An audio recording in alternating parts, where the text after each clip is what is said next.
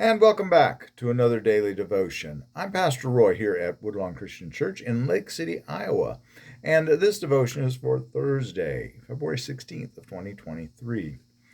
Today we are going to be tackling another bit of the first chapter in 1 Corinthians. We're going to look at verses 18 to 25 in chapter 1. But first I want to reread verse 17 so we can kick off from there, because this is another one of those things that says, for, so is where it starts off within verse 18. So we need to be aware of what's going on just prior. So verse 17 in chapter 1 of 1 Corinthians says, "For Christ did not send me to baptize, but to preach the gospel, and not with eloquent wisdom, lest the cross of Christ be emptied of its power." Eloquent wisdom. That's the part we need to be aware of here, because we're going to be talking about wisdom of God and man's wisdom and all of that. So we're only going to look at the first half, or a little more than half, of this section called Christ, the Power and Wisdom of God, in chapter, or in the RSV rather. So we're looking at verses 18 to 25 again. So we're talking again, eloquent wisdom. So 18 to 25. "For the word of the cross is folly to those who are perishing, but us who are being saved, it is the power of God. For it is written, I will destroy the wisdom of the wise, and the cleverness of the clever I will thwart. Where is the wise man? Where is the scribe? Where is the debater of this age? Has not God made foolish the wisdom of the world? For since in the wisdom of God the world did not know God through wisdom, it pleased God through the folly of what we preach to save those who believe. For Jews demand signs and Greeks seek wisdom. But we preach Christ crucified, a stumbling block to Jews and folly to Gentiles. But to those who are called, both Jews and Greeks, Christ the power of God and the wisdom of God. For the foolishness of God is wiser than men, and the weakness of God is stronger than men." Okay. Just as Paul is not accused of being eloquent in speaking, we have to be very aware of the fact that Christ didn't come as this royal figure, this, there's no indication that he was even particularly good looking. In fact, the indications, of any, are that he was normal or homely.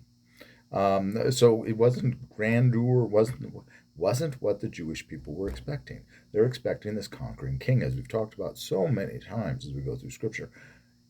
They weren't expecting somebody that came from a common family, that he was a laborer, he was a carpenter, he was a stone worker, whatever. But they didn't expect that. And that, to them, that was foolishness. Why would God do that? God would not, bad enough God's going to diminish himself coming into this world as a human being. Why would he come in as one of the lower rungs on the ladder, so to say? He's going to come up on that top rung. He's going to be coming as royalty. So that's foolishness to them. The wise man, the scribe, these are Jewish people. And then you've got the debater of the age. That's the philosopher. That's the Greek philosopher. And of course, to the Greeks, what is going on here?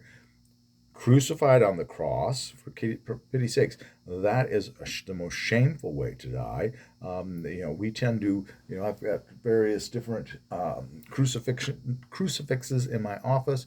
They're always clothed. They have a loincloth on. That's not really the way it was, folks.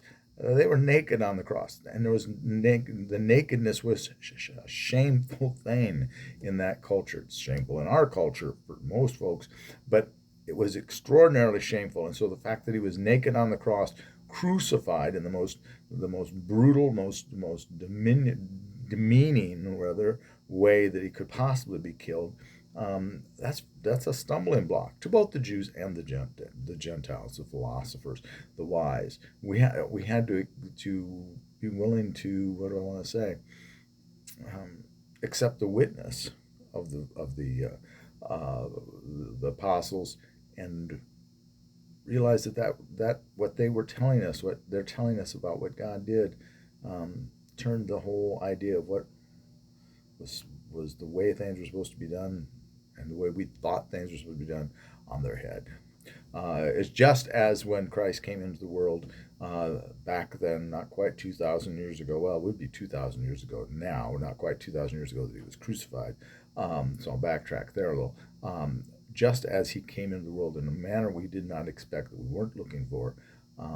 Such I think that the second coming, which people are talking about a lot with all the things going on in the world, and I'm not an end times preacher, as I've mentioned so many times, though he's going to come on Wednesday at 3. And it's actually 3 o'clock on Wednesday as I record this. Oops. Anyway, we don't know when he's coming.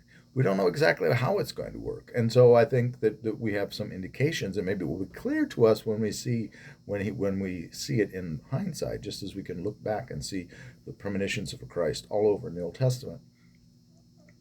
It wasn't so clear for them, and they had the wrong idea. They were looking for this conquering king who was going to come and drive the Romans out and reinstate the kingship of David. But that wasn't exactly the way it worked. So the folly, we who are wise will be shown up. Never think one is too wise. Never think you are too eloquent. Once you start believing your own press, that's a whole other story. But that's when ministers and preachers and theologians get themselves in trouble, in my opinion. Start thinking you're too clever by half, as the old saying goes. So with that, I'm going to let you go for today. Try to keep it a little bit under control time-wise. We will finish chapter 1 tomorrow and finish the first week of going through 1 Corinthians. All right. If you enjoy these devotions, please like this video and subscribe and come back and join us again. All right. But have a blessed day, and please be a blessing to someone today. We'll see y'all later. Bye-bye.